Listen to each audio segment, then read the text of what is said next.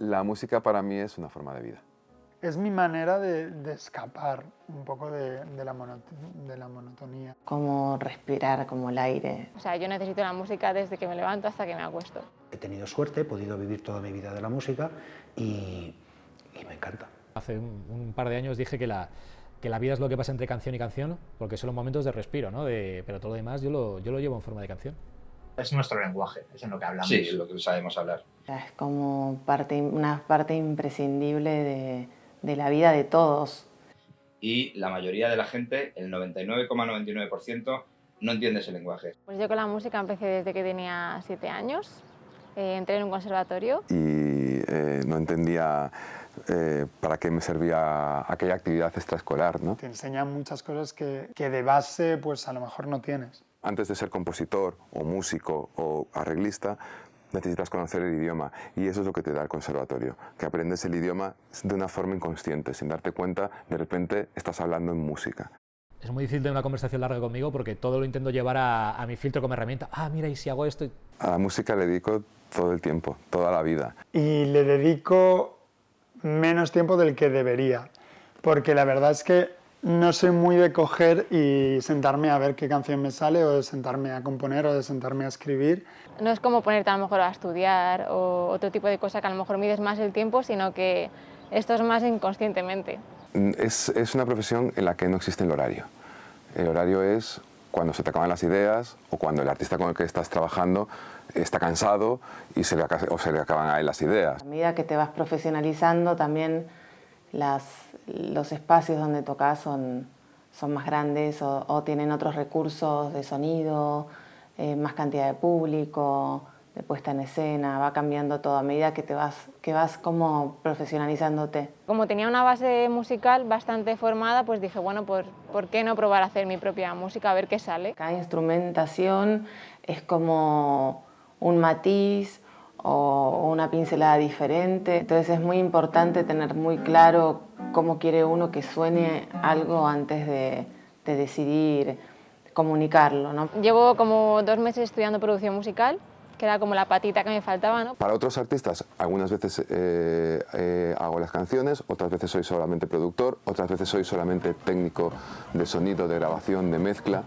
pero la mayoría de los proyectos que hago suelen englobar todas estas facetas. Por ejemplo, el primer disco de A3 Bandas, en Galería de Héroes, sí que creo que el tema, el que le hago a mi hermana, uno de mis temas en solitario, es producción mía, y el tema con Duo Kie era producción mía. He tenido grupos en los que he estado, en los que además era artista. Riders on the Floor o Spam son 2 bandas de estilos diferentes que fundé en su día y las canciones eran mías. Lo que uno tiene que tratar cuando es intérprete de obras que no son propias es de conseguir que el autor se transforme en uno mismo, hacer una versión que sea lo más sincera a uno posible. Las diferencias entre single, EP y disco es: single es una canción, EP es más de una canción, pero menos de 9 o 10, y un long play se consideraba a partir de 30 minutos. Considero súper importante la parte física de un proyecto, porque si hay gente a la que le gusta mi música, pues que pueda ver que yo también he hecho con cariño una cosa y que vean que hay trabajo detrás de ello. Nosotros al hacer tango también grabamos discos que son grabados casi en directo. Ahí representa no solo a los artistas españoles, sino a los artistas del mundo entero en España y a los artistas españoles en el resto del mundo. ¿Cómo? Pues a través de contratos de reciprocidad con sociedades hermanas AIE en diferentes países. De forma que con la sociedad francesa, la que tenemos más a mano, pues los derechos de los artistas franceses que se generen en España los recauda AIE, porque AIE recauda en España todos los derechos de intérprete. Todos quiere decir todos, de todos los intérpretes del mundo. Entonces, lo que hacemos es identificar los derechos que son de los artistas franceses, hacer un paquetito y mandárselos a la sociedad francesa, que se llama DAMI, y decirle, mirad, estos son los derechos de vuestros artistas recaudados en España. Y les damos ese dinero. Y ellos, a su vez, hacen lo mismo y nos dan el dinero de los artistas españoles recaudados en Francia. ¿Cómo les ayudamos? pues tenemos estudio de grabación, les producimos, les masterizar, mezcla, todo esto. Digamos como intentar poner una alfombra lo más roja posible a artistas emergentes para que puedan dedicarse a ello.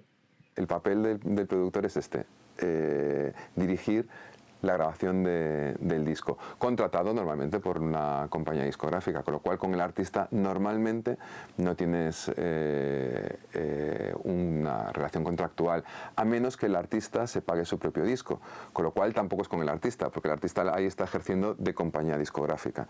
Al pagarse su propio disco pasa a ser productor fonográfico, que es la denominación que tendría la persona que paga la grabación de un disco.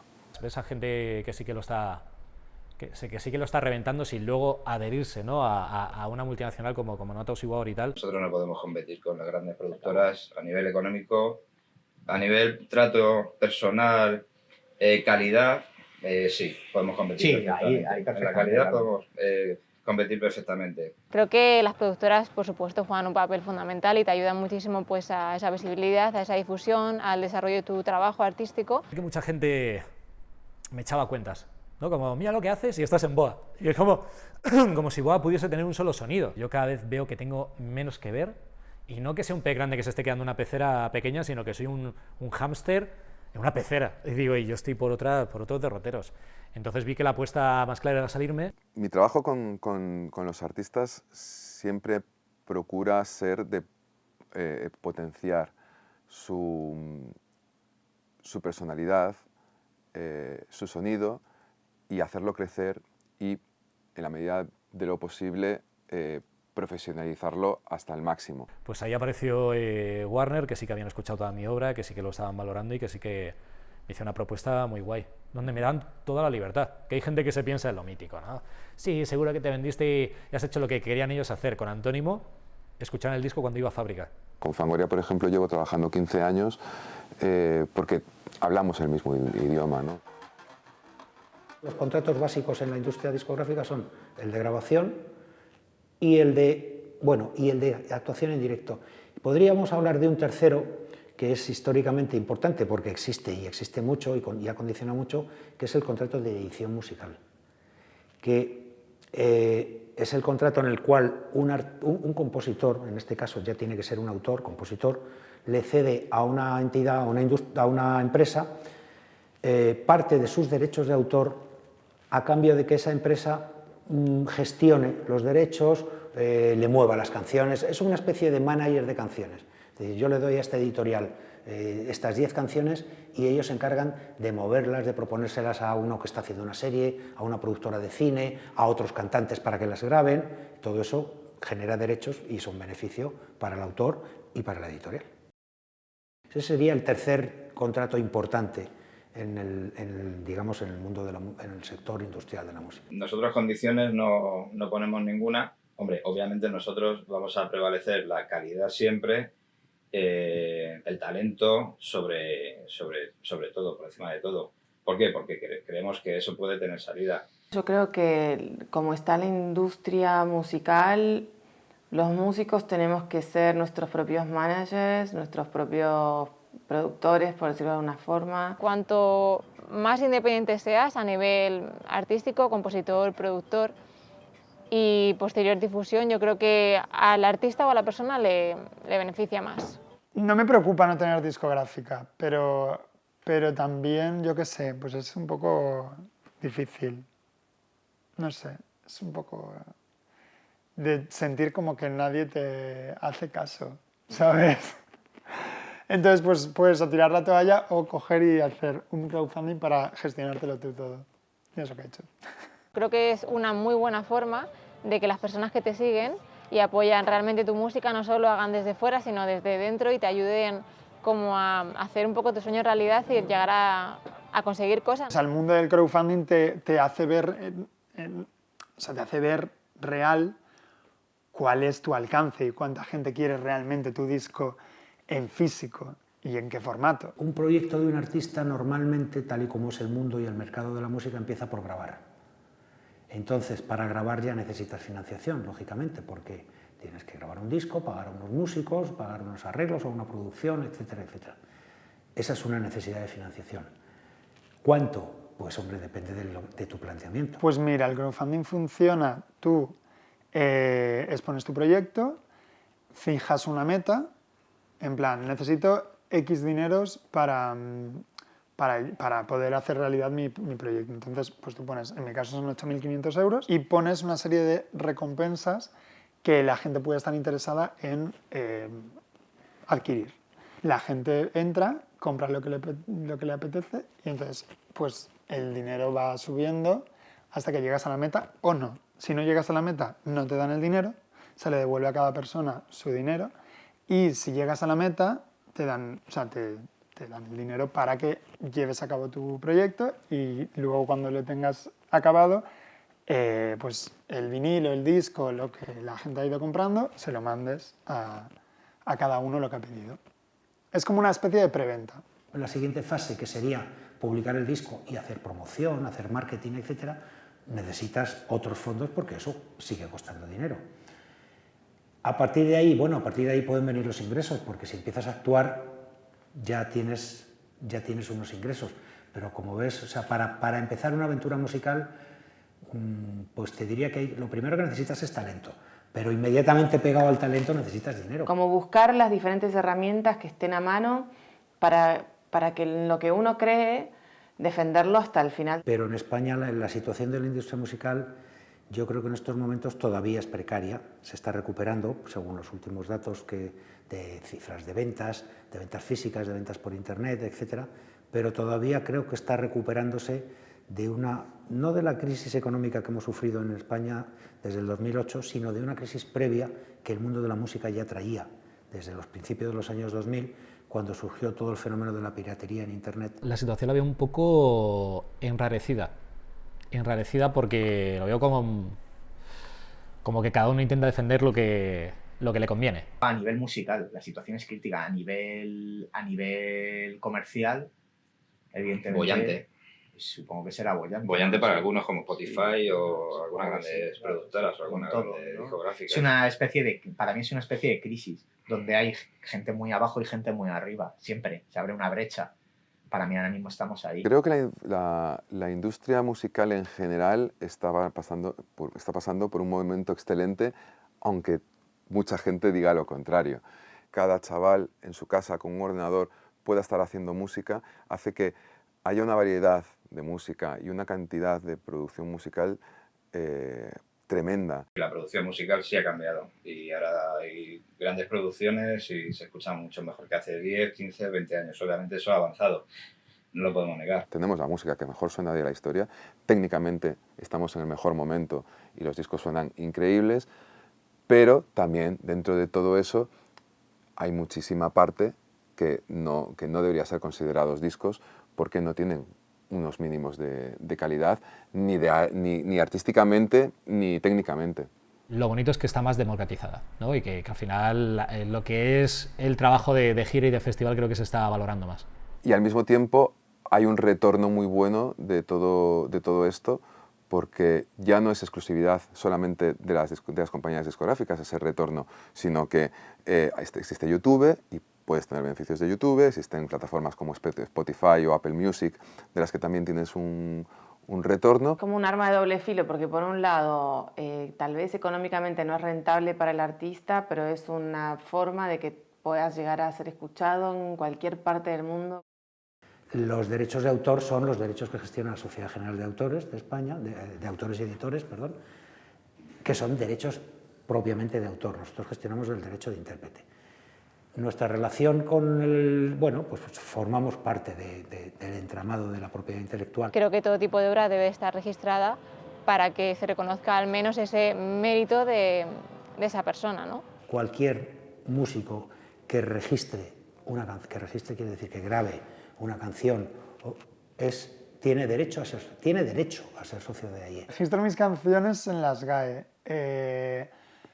La primera sí que tuve que pasar la partitura y ya una vez tienes una canción en las GAE puedes subir el audio y con eso ya te la te la registran. Ahora hay muchos métodos para registrar una canción, para las propiedades que no pasan por la SGAE obligatoriamente y que no...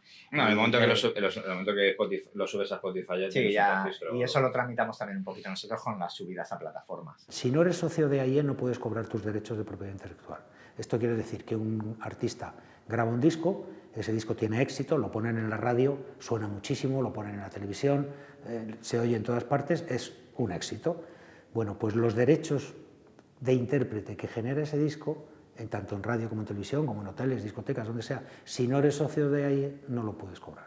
Porque en España, y según la legislación española y europea, los derechos de intérprete los tiene que gestionar una sociedad, no se pueden cobrar individualmente. Hay dos personas, realmente,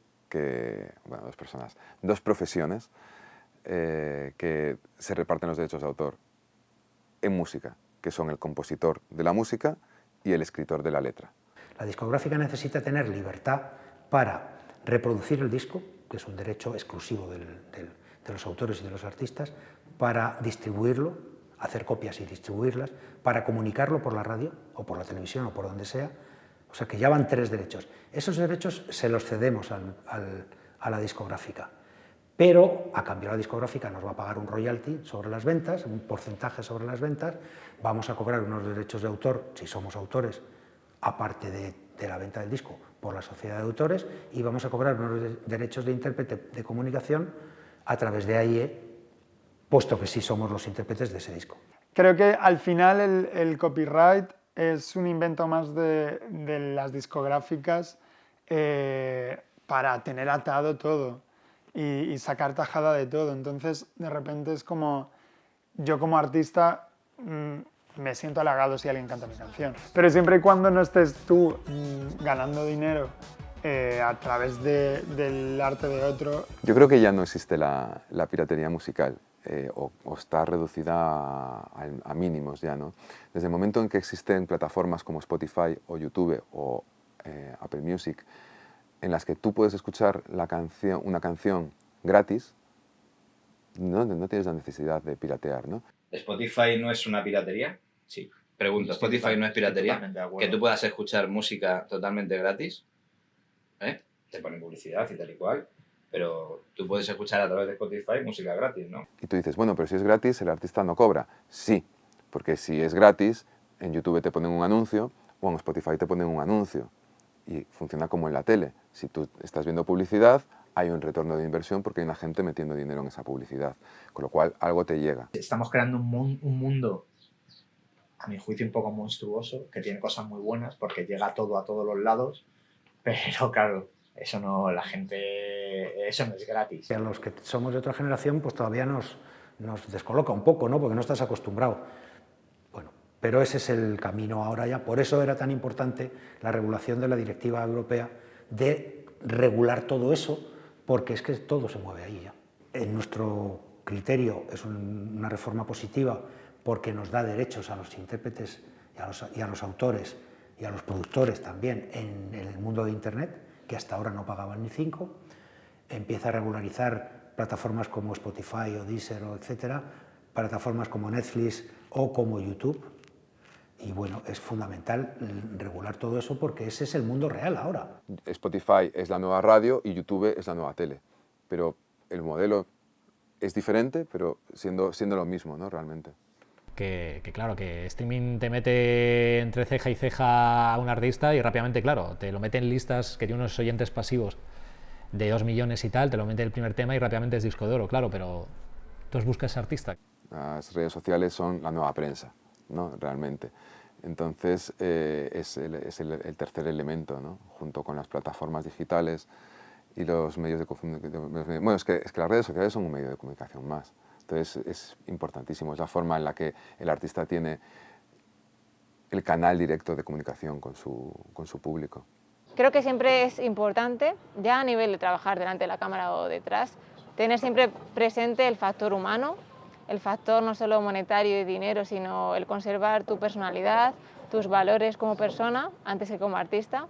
Al final lo que mamamos es lo que nos ponen en medios de comunicación, en la tele, en tal, de lo que nos venden, y nos están vendiendo el ser famoso por encima de estar preparado. SFDK llenó 20.000 personas en Sevilla, no salió en los medios. O que vale, que hubo muchísimos miles de personas que venían a verme también a mí al Madrid Salvaje, pero te digo, que a lo mejor un 70% iba a verme a mí, pero un 110% iba a ver a nosotros igual. No salen los medios. Hacen perder mucho el tiempo, echan mucho para atrás. Desde que aparece la MTV, tú no puedes triunfar sin tener un videoclip. Y eso ha perdurado a lo largo de los años porque hoy en día no puedes triunfar sin tener un vídeo subido a YouTube. La gente escucha videoclips, no escucha música. Y claro, yo utilizo los videoclips como herramienta de promoción, entonces yo no hago música para llegar a gente, pero bueno, cuando veo que tengo algún tema que sí que puede tener una idea audiovisual que sí que puede llegar, digo, para adelante con esto. Tú haces una canción, la enseñas, la gente la canta y de repente le aportas como ese universo, esa historia y ya como que cierras el círculo de esta canción está acabada. Pues mis conciertos los vivo, es lo que más vivo en carne viva en mi vida. La verdad es que, aunque sean las pruebas de sonido, ya cuando estoy en el escenario estoy a gusto, es como, ya estoy aquí. Me parece muy guay poder conectar con el público y ver que la gente se sabe tus canciones. Y hay muchísimos festivales, o sea, yo creo que es la época de la historia en la que más festivales de música hay. La gente acude en masa y podrás acceder a ese circuito y tocar también en directo. Yo intento fijarme, sobre todo en festivales, y veo cómo respira. Por ejemplo, si tocamos, me acuerdo que en el Madrid Salvaje, y que tocante Michael de la Calle, y que vi cómo respiró el bolo suyo y tal, y dije, este tema no va y va este. Claro, pues cada show tiene un setlist diferente. La puesta en escena es interesante cuidarla desde la perspectiva de que una cosa no interfiera a la otra. Cuando hay música instrumental y los músicos están mostrando mucha calidad y mucho virtuosismo, a veces es importante que la puesta en escena no moleste, sino más bien le dé el protagonismo que merecen. Y un buen concierto lo que tiene que tener es que te lleve por una montaña rusa de emociones y de colores y de sensaciones, porque si siempre es lo mismo lineal y te saca, qué feo, ¿no? Qué triste que te saque de un concierto, que no conectes con un concierto. Un buen concierto tiene que tener, sobre todo, mucha emoción.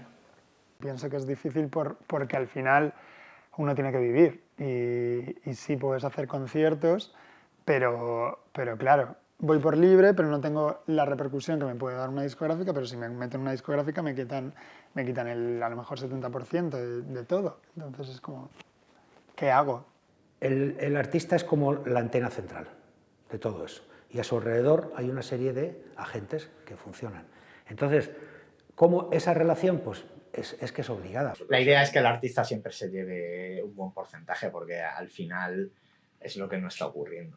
O sea, si el artista no compone una canción, no la toca y no la graba, lo demás desaparece. Llegar a un acuerdo con ellos, que ellos estén a gusto, por supuesto, porque es su trabajo y su música, y nosotros que también creamos en ese proyecto. O sea, tiene que haber ahí una simbiosis. Hay que estar muy seguro de lo que uno quiere, hacer una propuesta, cuidar a los músicos, quererlos mucho y defenderla hasta el final, porque es muy complicado. Y también agradecer a mi banda porque si no se entiende lo bueno que nos está pasando, y hablo en plural porque es gracias también a mi banda. Al final, cuando te interesa una vanguardia o un tipo de música en concreto o lo que sea dentro de esta vida, cuando te interesa algo en concreto, vas a encontrar otra gente que le interesa lo mismo y hablas el mismo idioma y al final la cohesión se da sola, ¿no? Cosas como ya hice con Canteca de Macao, La Pegatina, Green Valley, en conciertos con Los For Lesbian, con Dorian, con Dani Martín. La clave de todo en la música es saber respetar y saber tolerar todo tipo de música, porque al final de una forma u otra te enriquece. El hecho de no solo cerrarte a escuchar un tipo de estilo, sino estar abierto a todo tipo de música. Hay artistas con los que no vuelves a trabajar, pero luego hay otros muchísimos con los que sigues y al final es esto, ¿no? El interés común que tengas en el tipo de música, en el proyecto, etcétera, ¿no? Yo solo pedía colaboración cuando veía que era un muy paquete para llevar la temática donde quería. Yo necesito pedir ayuda, porque donde me imagino que puede terminar la canción como redonda, no sé llegar por mi propio medio. Y sabemos qué es lo que hay que hacer para hacer un gran éxito. Fácil, sencillo, rápido, pegadizo, repetitivo y Y esos son los tres factores. Entonces me gustaba ir como a la cuna, a la meca donde se había hecho grande cada uno de los géneros. Y de ahí Libertad 8, que es donde se han hecho grandes gente como Rosalén, como Andrés Suárez. Yo siempre les digo a mis artistas que la música es una carrera de fondo. Una maratón de 50 kilómetros o más. O sea, Sí, esto es un carrerón tremendo, claro, y a lo mejor no llegas ni a la final, o sea, no llegas ni a la meta. El ingreso de dinero y el retorno de la inversión que tú haces en tiempo y en equipo, si insistes, si lo haces bien y corres esa maratón de la que hablábamos antes, llega. Pero hay una cosa que ahora me chirría mucho, que eso sí que no me gusta, cosas que incluso yo me beneficié con los premios MIN, que son las votaciones de público.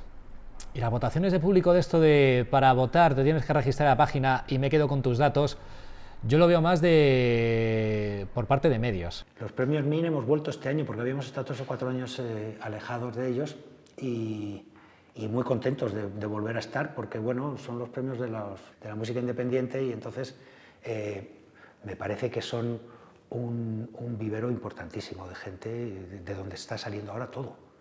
Cuando llegan a las multinacionales, primero han grabado 2 o 3 discos ya en una pequeñita que es la que se ha currado el grupo, la que los ha puesto aquí arriba, y entonces llega una multinacional y dice, no, para mí.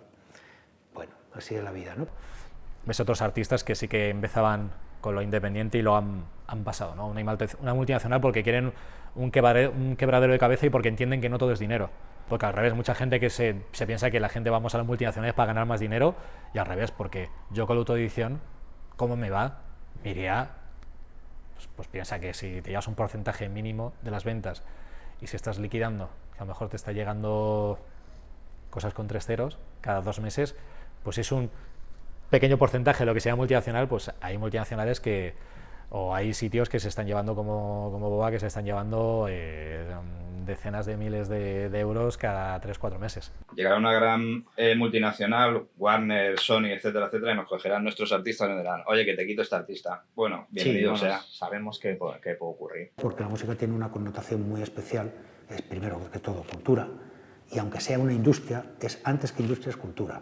Y entonces, pues, habría que tener en cuenta eso, pero en fin, eso ya sería en un mundo un poco más utópico que este nuestro. Ser artista es algo más allá, es decir, ser artista además tienes que conectar con tu público. Porque no todo se trata de tener una buena voz o de tocar muy bien un instrumento, también es comunicar algo que nadie está diciendo en ese momento y que mucha gente se siente identificada. Un artista, por ejemplo, podría ser Lola Flores, que a lo mejor no tenía un gran talento en nada, como ella decía, que ni cantaba bien ni bailaba bien, pero era una gran artista porque conectaba muy bien con el público. Pero creo que el talento viene de la mano del arte.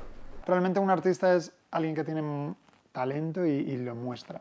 Y la fama yo creo que ya es otra cosa y tiene más que ver con la industria. Puede llegar por tus aptitudes, tu talento y porque eres artista o no. No depende de uno mismo. O sea, depende de muchos factores. Yo creo que al final va en la persona, en la actitud que tenga y en el objetivo que quiera conseguir. Tiene que ver con el mundo histriónico, ¿no? De hacerse notar y de juntársele al foco que más alumbra y saber estar en cada momento. Un mensaje de la industria musical, pues va más por abríos a cualquier tipo de